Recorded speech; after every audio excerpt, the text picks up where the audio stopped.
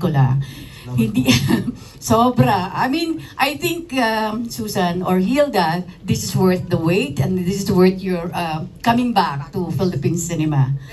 At si Uge, nagulat ako dito. Sobra! Sobra! Sobra ako dito nagulat. Ewan ko.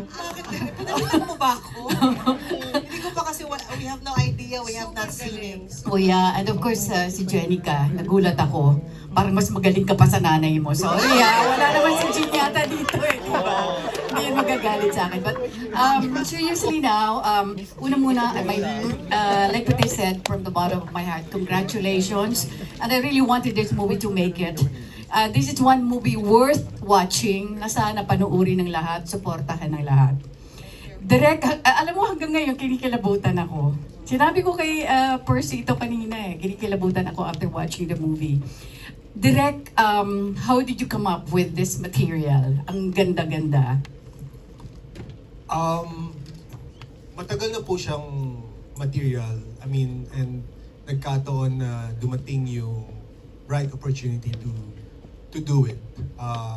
Of course, when Miss H came on board, then dun na green light yung project because it's not an easy film to produce right now.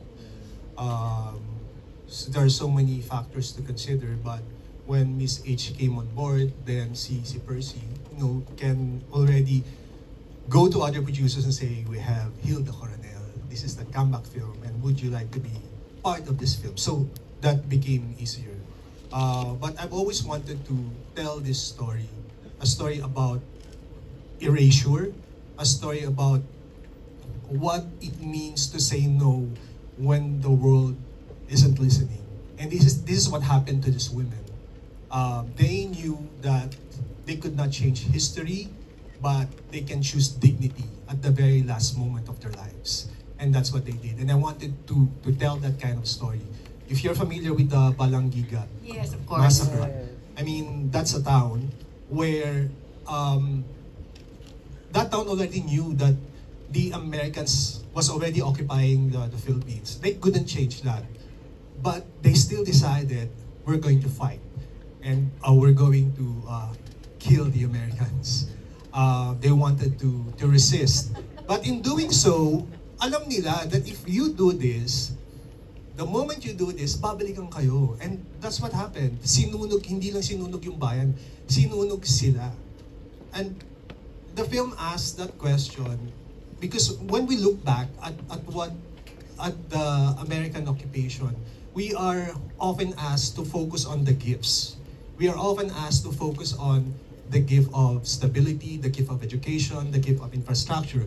But nobody is asking what's the cost. And the idea of benevolent intervention happens until now. The idea of when you have to vote for people in power, they're going to promise you things. Progress, modernization, and everything. But we have to keep on asking, what's the cost? What's the damage? Ano yung kapalit? Yun. Thank you, Direk. Sorry I need to ask for questions. So silang apat tatanungin ko talaga. Jenica, how does it feel working with these ladies in front, katabi mo, of course, Hilda Coronel and Uge.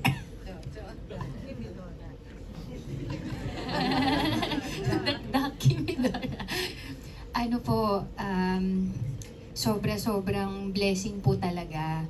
Ako naman, hindi ko pa po alam na makakasama ko si Miss Hilda at si Ate Uge. Gusto ko na po talagang gumawa ng isang June Lana film. Isa po kasi si Direk June sa iba na iisip mo. Ano po kasi, si Direk June, isa po siya sa mga una kong direktor. Bali, dalawa po silang sabay. Si Direk Mario de los Reyes and si Direk June. Kasi nung pumasok po ako mag-artista nung 17 ako, dalawa yung project na nabigay po sa akin. Tapos, nasabi ko naman sa'yo, Direk June, no, na parang feeling ko kung hindi dahil kay Direk June, wala na, sumuko na ako, di naman nag-artista. Kasi, kay Direk June ako nakarinig ng, basta we did the scene, and then Direk June said something na nakakataba ng puso. Yung yung project po kasi namin, lahat sila starstruck. So, di naman po ako nag-workshop. Parang nasama ka dun kasi anak ka ni Jean, parang ganun. Tapos lahat sila starstruck, so lahat sila nakapag-workshop na. Wala naman akong workshop. Tapos nararamdaman ko na hindi ako nababagay dito kasi ang gaganda nila. Tapos syempre mahuhusay din sila. Pero nung nalaman ko, parang kanila Nanay Omar, sinasabi nila Nanay Omar na, sabi ni Direk Jun, ang galing mo daw, ganyan. Doon ako nagkaroon ng confidence. Nadala ko yung confidence na yun. Feeling ko until today, I think I needed that. I needed a director I needed to hear that. Kasi parang hindi, nung mga time na yun, nung baguhan po ako, hindi nagmamatter sa akin kung ano yung sinasabi ng ibang tao. Pero napansin ko na, ano pala ako, direct, yung gusto kong napiplease yung director ko. Pag sinabi pala ng director ko na it's a good take, dun lang ako maniniwala. So, nung marami nang ginagawa si Direk Jun na film with Christian Bables, palagi ko sinasabi kay Christian, sabihin mo naman baka pwede ako mag-extra. Tapos nung nag-print, sabi ko, nakasuporta ako sa lahat ng premiere night mo ni Direk Jun Lana. Nakakalimutan mo atang sabihin. Alam mo, feeling ko hindi niya talaga sinabi. Kasi, nung meron na akong sinuportahan na premiere night, yung, anong title ba nun, Direk Jun, yung Mistresses? 22 Mistresses. Sabi ko, Christian, ang dami na. Ang dami ng artista. Sabi ko, ang dami rin kasambahay doon. Hindi man lang ako naging kasambahay. Hindi mo sinabi. Kaya nung in-offer po itong si Isa, nagsabi ako nun sa management ko na magpapahinga ako for the entire year. After Saving Grace, wala na po muna akong gagawin. Pero nung Direk Jun Lana kasi, sabi ko, kailangan natin kunin. Ang tagal kong inintay ito, nag-36 na ako. 17 years old pa ako, dun ko pa ito inaantay. So, sobrang thankful po tayo. Kanina rin sabi ko po kay Direk Jun, salamat na kasama ako dun sa poster. Siyempre naman.